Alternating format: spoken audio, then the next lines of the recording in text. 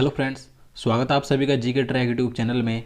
तो दोस्तों, आज के इस वीडियो में हम भारत के मुख्य न्यायाधीश से संबंधित सभी महत्वपूर्ण प्रश्न इस वीडियो में देखेंगे, क्योंकि अभी हाल ही में भारत के 49वें नए मुख्य न्यायाधीश बने हैं। तो इसलिए वीडियो आपके लिए महत्वपूर्ण होने वाला है। आप वीडियो को पूरा एंड तक देखते रहिए। तो चलिए आज का वीडियो शुरू करते हैं। तो यहाँ पर पहला प्रश्न है, भारत के उच्चतम न्यायालय के 49वें मुख्य न्यायाधीश कौन बने हैं?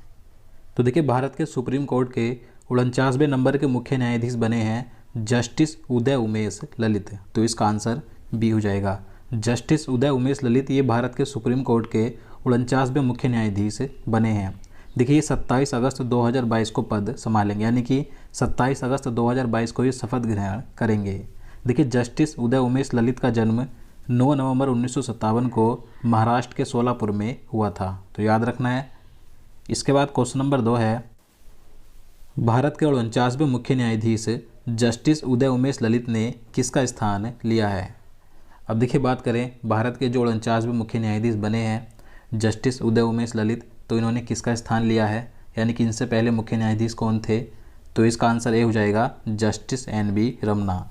तो भारत के जो 48वें मुख्य न्यायाधीश थे NB रमना, यानी कि नाथुलापति वेंकट रमना, तो इनका स्थान लिया है जस्टिस उदय उमेश ललित ने। अब देखिए, मैं आपको बता दूं, भारत के जो 48वें मुख्य न्यायाधीश थे, यानी कि 48वें CJI chief justice of India थे, जिनका नाम है जस्टिस NB रमना।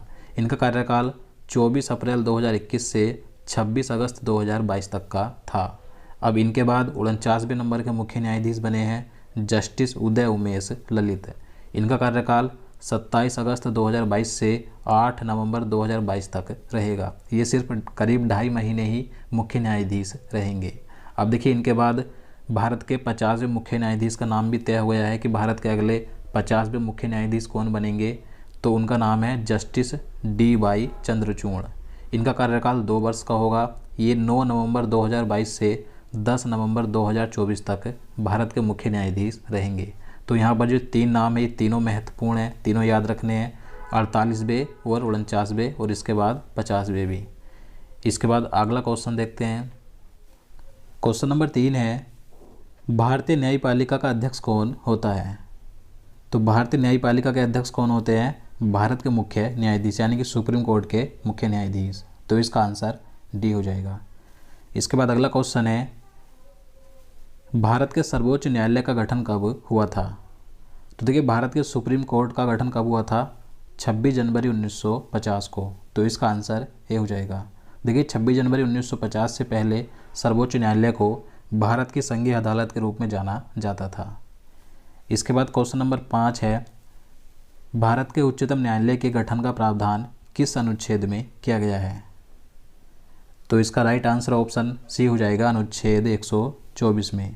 तो देखिए, भारतीय संविधान के अनुच्छेद 124 में सुप्रीम कोर्ट के गठन के संबंध में प्रावधान किया गया है, जिसमें कहा गया है कि सुप्रीम कोर्ट में एक मुख्य न्यायाधीश तथा अन्य न्यायाधीश होंगे तथा संसद समय समय पर सुप्रीम कोर्ट के न्यायाधीशों की संख्या का निर्धारण कर सकती है। तो सुप्रीम कोर्ट के गठन का प्रावधान किस अनुच्छेद में है? अनुच्छेद 124 में। इसके बाद नेक्स्ट क्वेश्चन है, सर्वोच्च न्यायालय के मुख्य न्यायाधीश की नियुक्ति कौन करता है? तो देखिए, सुप्रीम कोर्ट के मुख्य न्यायाधीश की नियुक्ति कौन करते हैं? तो भारत के राष्ट्रपति करते हैं। तो इसका आंसर बी हो जाएगा। अब देखिए, मैं आपको बता दूं, सुप्रीम कोर्ट के सभी न्यायाधीशों की नियुक्ति भारतीय संविधान के अनुच्छेद 124 के 2 के अनुसार राष्ट्रपति द्वारा उच्चतम न्यायालय के परामर्श अनुसार की जाती है। यानी कि देखिए, जब राष्ट्रपति मुख्य न्यायाधीश की नियुक्ति करते हैं तो वह उसके लिए सुप्रीम कोर्ट के अन्य न्यायाधीशों की सलाह लेते हैं, लेकिन जब अन्य न्यायाधीशों की नियुक्ति करते हैं तो उसके लिए मुख्य न्यायाधीश की सलाह लेते हैं। यानी कि कुल मिलाकर सुप्रीम कोर्ट के सभी न्यायाधीशों की नियुक्ति राष्ट्रपति द्वारा की जाती है अनुच्छेद 124 के 2 के अनुसार। तो याद रखना है। इसके बाद क्वेश्चन नंबर 7 है, सुप्रीम कोर्ट के मुख्य न्यायाधीश को पद की शपथ कौन दिलाता है? तो इसका आंसर भी हो जाएगा, राष्ट्रपति। तो देखिए, सुप्रीम कोर्ट के मुख्य न्यायाधीश की नियुक्ति और उन्हें पद की शपथ कौन दिलाते हैं? राष्ट्रपति। इसके बाद अगला क्वेश्चन है, वर्तमान में सर्वोच्च न्यायालय में अधिकतम कितने न्यायाधीश हो सकते हैं? तो देखिए, इस समय वर्तमान में सर्वोच्च न्यायालय में अधिकतम कुल न्यायाधीशों की संख्या कितनी हो सकती है? तो 34 हो सकती है, जिसमें से एक मुख्य न्यायाधीश तथा 33 अन्य न्यायाधीश हो सकते हैं। लेकिन देखिए ये जो संख्या बढ़ाई गई थी 2019 में, ये संख्या बढ़ाकर 34 की गई थी। इससे पहले अधिकतम कुल न्यायाधीशों की संख्या कितनी होती थी सुप्रीम कोर्ट में? तो 31 होती थी, लेकिन अब कितनी हो सकती है? 34। इसके बाद अगला क्वेश्चन है, सर्वोच्च न्यायालय में न्यायाधीश नियुक्त होने के लिए व्यक्ति को कम से कम कितने वर्ष उच्च न्यायालय का न्यायाधीश होना चाहिए? तो इसका आंसर भी हो जाएगा 5 वर्ष का। अगर देखिए किसी व्यक्ति को सुप्रीम कोर्ट में न्यायाधीश नियुक्त होना है तो उसके लिए क्या क्या योग्यता होनी चाहिए, तो मैं आपको बता दूं।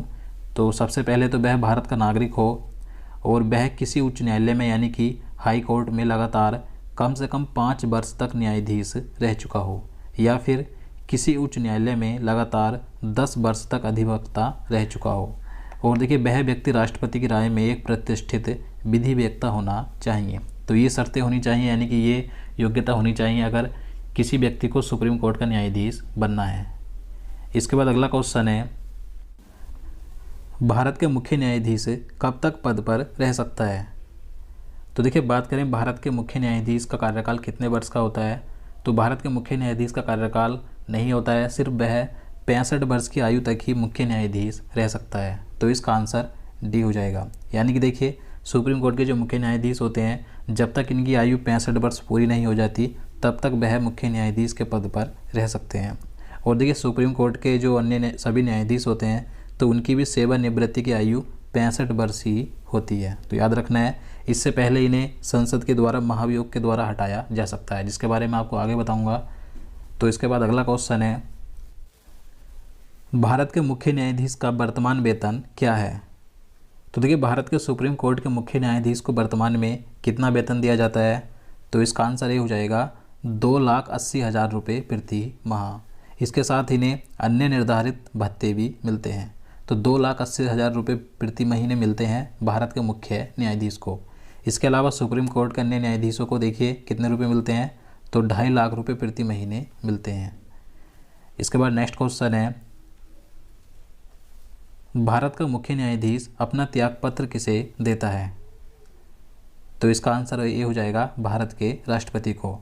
देखिए भारत का मुख्य न्यायाधीश अगर समय से पहले यानी कि 65 वर्ष की आयु से पहले अगर अपना त्यागपत्र देना चाहे तो वह अपना त्यागपत्र राष्ट्रपति को दे सकता है। इसके बाद अगला क्वेश्चन है, सर्वोच्च न्यायालय के जजों का वेतन किससे आहरित होता है? तो देखिए सर्वोच्च न्यायालय यानी कि सुप्रीम कोर्ट के जो न्यायाधीशों का वेतन दिया जाता है तो वह किस निधि से दिया जाता है? तो वह संचित निधि से दिया जाता है। तो इसका आंसर सी हो जाएगा। इसके बाद नेक्स्ट क्वेश्चन है, भारत में उच्चतम न्यायालय में न्यायाधीशों की संख्या बढ़ाने का अधिकार किसके पास होता है? तो देखिए जैसे कि आप सभी जानते हैं, मैंने आपको पहले ही बता दिया है कि इस समय वर्तमान में सुप्रीम कोर्ट में अधिकतम कुल न्यायाधीशों की संख्या कितनी हो सकती है? तो 34 हो सकती है।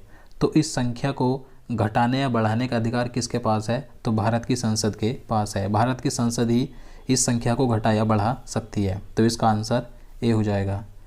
इसके बाद क्वेश्चन नंबर 15 है, सर्वोच्च न्यायालय के प्रथम मुख्य न्यायाधीश कौन थे? तो देखिए भारत के सुप्रीम कोर्ट के प्रथम मुख्य न्यायाधीश कौन थे? तो महत्वपूर्ण प्रश्न है, तो आप सभी जानते हैं। तो इसका आंसर क्या हो जाएगा? ऑप्शन ए हो जाएगा, हीरालाल जे कानिया। हीरालाल जे कानिया भारत के सुप्रीम कोर्ट के प्रथम मुख्य न्यायाधीश थे। इनका कार्यकाल 26 जनवरी 1950 से 6 नवंबर 1951 तक था। इसके बाद अगला क्वेश्चन है, भारत के सर्वोच्च न्यायालय की पहली महिला न्यायाधीश कौन थी? अब देखिए बात करें सुप्रीम कोर्ट की पहली महिला न्यायाधीश कौन बनी थी? तो फातिमा बीबी बनी थी। तो इसका आंसर सी हो जाएगा। फातिमा बीबी का पूरा नाम है मीरा साहिब फातिमा बीबी। इनका कार्यकाल 6 अक्टूबर 1989 से 24 अप्रैल 1992 तक का था। तो सुप्रीम कोर्ट की पहली महिला न्यायाधीश थी फातिमा बीबी। इसके बाद अगला क्वेश्चन है, सर्वोच्च न्यायालय के मुख्य न्यायाधीश के पद पर सर्वाधिक लंबी अवधि तक कौन पदस्थ रहा था? अब देखिए बात करें सर्वोच्च न्यायालय यानी कि सुप्रीम कोर्ट के मुख्य न्यायाधीश के पद पर सबसे लंबे समय तक कौन रहे थे?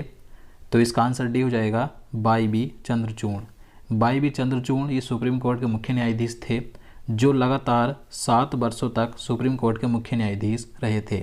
देखिए इनका कार्यकाल 22 फरवरी 1978 से 11 जुलाई 1985 तक का था। तो सुप्रीम कोर्ट के मुख्य न्यायाधीश कौन थे जो सबसे लंबे समय तक आसीन रहे थे? वाई.वी. चंद्रचूड़। इसके बाद अगला क्वेश्चन है, संविधान की व्याख्या करने का अंतिम अधिकार किसे प्राप्त है? तो संविधान की व्याख्या करने का अंतिम अधिकार प्राप्त है सर्वोच्च न्यायालय को, यानी कि सुप्रीम कोर्ट को। तो इसका आंसर डी हो जाएगा। इसके बाद क्वेश्चन नंबर 19 है, जब राष्ट्रपति एवं उपराष्ट्रपति का पद खाली हो तो भारत के राष्ट्रपति के पद पर कौन होता है? तो देखिए, आप सभी जानते हैं, अगर किसी वजह से राष्ट्रपति का पद खाली यानी कि राष्ट्रपति नहीं है तो उसका पद कौन संभालता है? तो उपराष्ट्रपति संभालता है। लेकिन अगर किसी वजह से उपराष्ट्रपति भी नहीं है तो राष्ट्रपति का पद कौन संभालेगा? तो भारत का यानी कि सुप्रीम कोर्ट का मुख्य न्यायाधीश संभालेगा। तो इसका आंसर बी हो जाएगा। इसके बाद अगला क्वेश्चन है, सर्वोच्च न्यायालय के न्यायाधीश भारत के राष्ट्रपति द्वारा हटाए जाते हैं। तो देखिए, इस क्वेश्चन में बताना है कि सर्वोच्च न्यायालय के न्यायाधीश भारत के राष्ट्रपति द्वारा किस तरह से हटाए जाते हैं। तो इसका आंसर डी हो जाएगा, संसद में महाभियोग प्रस्ताव पारित होने पर। अब देखिए, मैं आपको बता दूं, भारतीय संविधान के अनुच्छेद 124 के 4 के अनुसार सुप्रीम कोर्ट के न्यायाधीशों को केवल महाभियोग यानी कि दुर्व्यवहार या असमर्थता के सिद्ध होने पर संसद के दोनों सदनों द्वारा 2/3 बहुमत से पारित प्रस्ताव के आधार पर ही राष्ट्रपति द्वारा हटाया जा सकता है। तो याद रखना है कि सुप्रीम कोर्ट के मुख्य न्यायाधीशों को किस प्रकार से हटाया जा सकता है। तो दोस्तों, आज के लिए इतना ही। अब चलिए आज का क्वेश्चन देख लेते हैं, जिसका आंसर आपको नीचे कमेंट बॉक्स में बताना है। तो आज का प्रश्न है, कॉमनवेल्थ गेम्स 2022 में भारत ने कुल कितने पदक जीते हैं? तो देखिए, इसका आंसर आपको नीचे कमेंट बॉक्स में ज़रूर बताना है। देखिए, इससे पहले मैंने 2022 के कॉमनवेल्थ गेम्स का एक पूरा वीडियो अपलोड किया था। अगर आपने वो वीडियो नहीं देखा है, आप उसे देखना चाहते हैं तो इस वीडियो के लास्ट में आपको 2022 के सभी महत्वपूर्ण टॉपिक की वीडियो मिल जाएंगी। आप वहां से जाकर इन सभी वीडियो को देख सकते हैं। तो दोस्तों, आज के लिए इतना ही। उम्मीद करता हूँ आपको वीडियो पसंद आए। अगर आपको वीडियो अच्छा लगा हो, आपके लिए हेल्पफुल हो, तो प्लीज़ वीडियो को लाइक और शेयर करना, साथ ही चैनल को भी सब्सक्राइब कर लेना। तो चलिए मिलते हैं नेक्स्ट वीडियो में। जय हिंद, जय भारत।